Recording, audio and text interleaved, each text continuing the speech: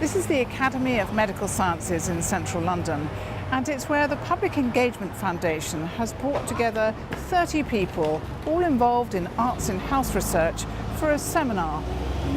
What we're trying to do is find the best way to bring the arts into the mainstream of health research. After the seminar, I caught up with some of the people who've been involved today. I'm Tim Yoss. I am Chair and Founder of the Public Engagement Foundation. And how's today gone? I think today has been really rather marvellous because we managed to bring together a really wide range of people with an interest in arts and health. So there we had artists, we had arts organisations, we had researchers, we had policymakers, funders, and the way it, I thought, worked really rather well was this idea of reassuring them by putting the funders together, the artists together and so on, but then later mixing them up.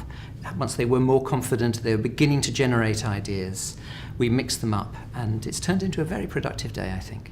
You're developing a methodological framework. What's the point of having a framework? This framework is a framework for arts and health research. And what we need in this framework is something which brings the arts into the health research mainstream. I think at the moment, if you spoke to many mainstream health researchers, they would say, arts? Oh, that's not something we come across very often. They make it feel as though it's something out on the periphery. So the big question we've been asking ourselves is, how do we bring it into the mainstream? We had a really good keynote speech from Professor Dame Sally McIntyre.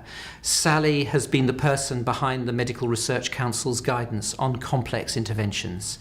And what we realised, one of our light bulb moments, was that actually you don't have to think of arts interventions as way out and very different from anything else that happens in the health system.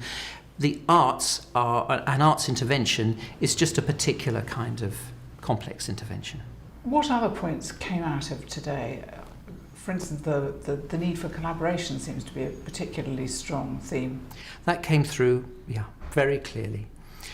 And the way we made sense of it was that we're not trying to get artists or arts organisations to become health researchers. What we're trying to do really is two main things. One is to develop a language so that these two very different communities can talk to each other. But secondly, how can they team up together so that they can do arts and health research? So one can picture a situation where you might have health economists, statisticians, methodologists who look at the very process of what you're doing. You work up teams with that kind of health researcher working alongside arts organisations and artists. What are the next steps?